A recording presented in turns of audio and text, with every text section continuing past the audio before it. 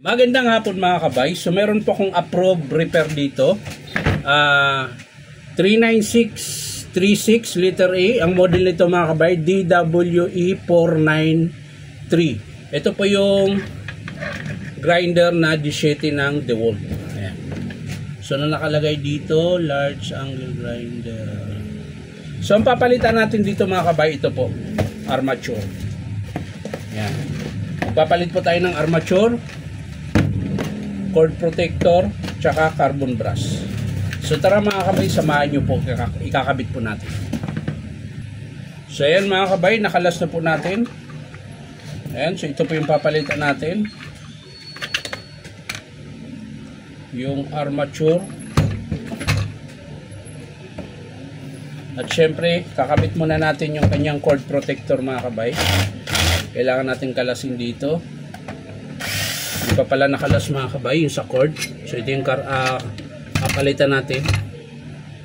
So ayan mga kabay, nabuksan ko na po yung kanyang wire. Ayan. So tatanggalin lang natin tong lumang cord protector na napunit. Ayan. Tapos kakabit natin yung bagong cord protector. Ayan. So pasok lang natin yan dyan. Ayan. At syempre balik natin dito sa kanyang switch. So madali lang naman po magkabit dahil dalawang wire lang po yan. Kung hindi nyo po kabisado yung wiring mga kabay, isa-isahin nyo lang pagkalas para matandaan nyo po. Huwag nyo lang pong kalasin lahat. Isa-isa lang para matatandaan nyo. So kakabit lang natin ito. So ayan mga kabay, naikabit ko na po yung bagong cord protector nya. Ayan.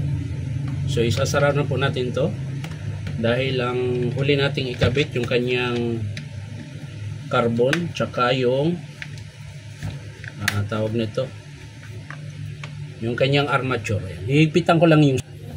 So ayan na mga kabay, nakalas ko na po yung screw dito sa kanyang gearbox. So tatanggalin na po natin. Ayan.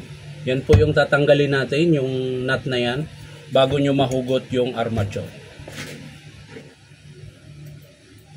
So hanap po dito mga kabay. Ayan.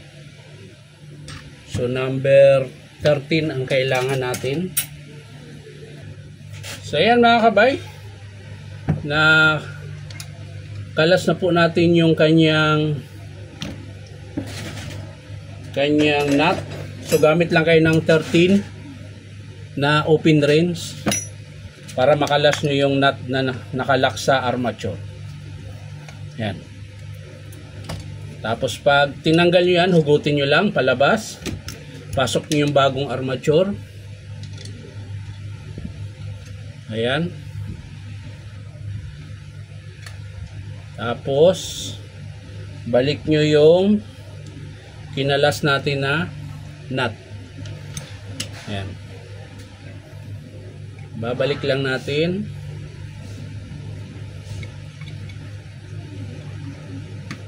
Ayan. Tapos higpitan natin.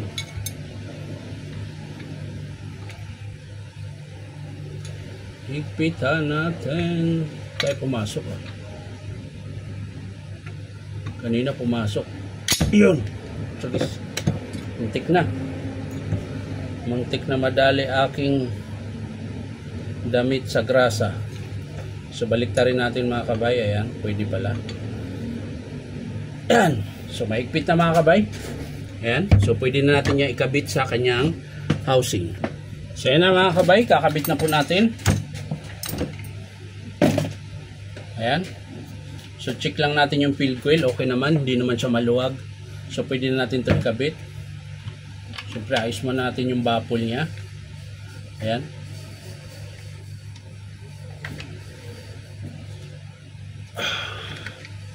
Kailangan pumasok ka ng pantay. Ayan. Tapos iskruhan lang natin mga kabay. So ayan mga kabay, na-iskruhan na natin. So ayos na. Check lang natin kung malambot. Ayan, malambot. So So ibig sabihin lapat siya mga kabay dahil malambot. So ikabit natin yung carbon brush. So ito yung bagong carbon brush niya mga kabay. Ayan.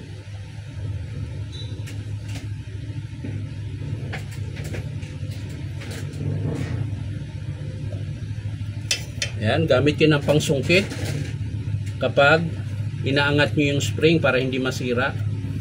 Ayan, tapos bago nyo ilagay yung carbon brush. Ayan. Tapos syempre long nose para panulak sa terminal, hindi siya mabali o hindi siya mabaluktot. Ayan. So yan na po siya. So ganun din sa kabila mga kabay, gamit kayo ng pangsungkit sa spring. Angat nyo yung spring, hawakan nyo, tapos lagay nyo yung carbon. Hindi ko pa pala nakalas yung luma. Ayan. Tapos yung bago. Ayan.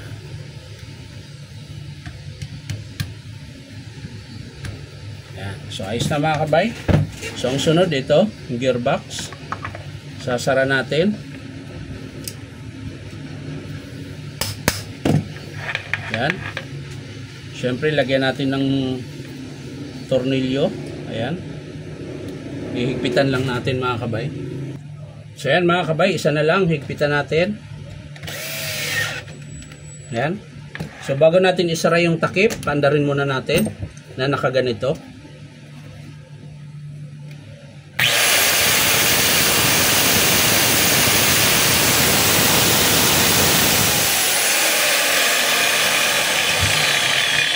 So wala po siyang spark mga kabay, syempre dahil bago yung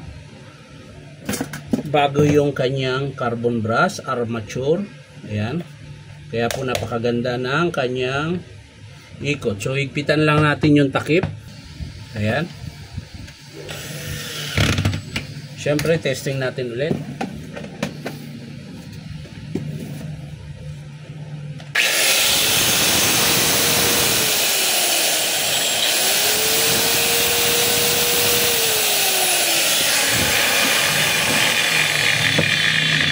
So yan mga kabay, natapos na po yung ating pinalitan na armature cord protector. Ito po yung cord protector niya.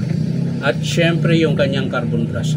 So maraming salamat mga kabay sa panonood. At palike and share na rin po. So mga gusto magpa-repair mga kabay, punta lang po kayo dito sa Powerman Hardware, 530 T. Alonso, Santa Cruz, Manila. Bye bye.